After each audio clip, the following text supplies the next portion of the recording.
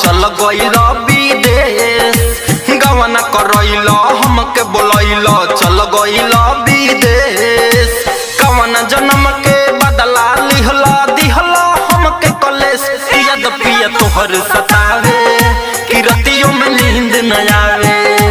याद पिया तोहर सतावे कि रतियों में नींद न आवे। गवना करइल हमके बोलइल चल गइल विदेश। गवना करइल हमके बोलइल चल गइल विदेश। कवना जन्म के बदला लिहला दिहला हमके कलेश। याद पिया तोहर सतावे कि रतियों में नींद न आवे। याद पिया तोहर सतावे कि रतियों में नींद न आवे।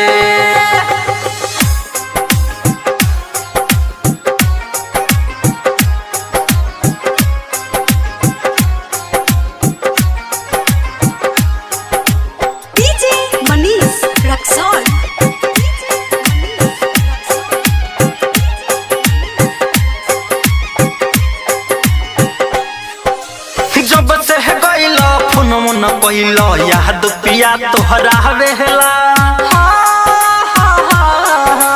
जब से गइल फोन मन पहिल याद पिया तोहरा वेला। बाली उठलाली चूरी कंगना तोहरे के बोलावेला।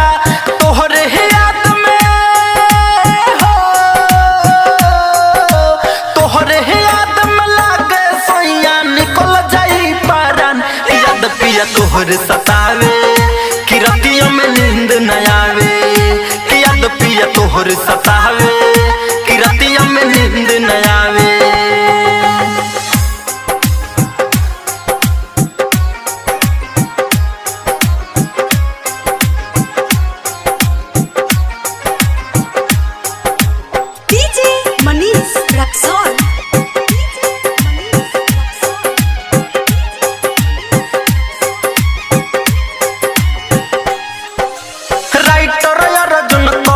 नयन तोहरे बात बतावेला।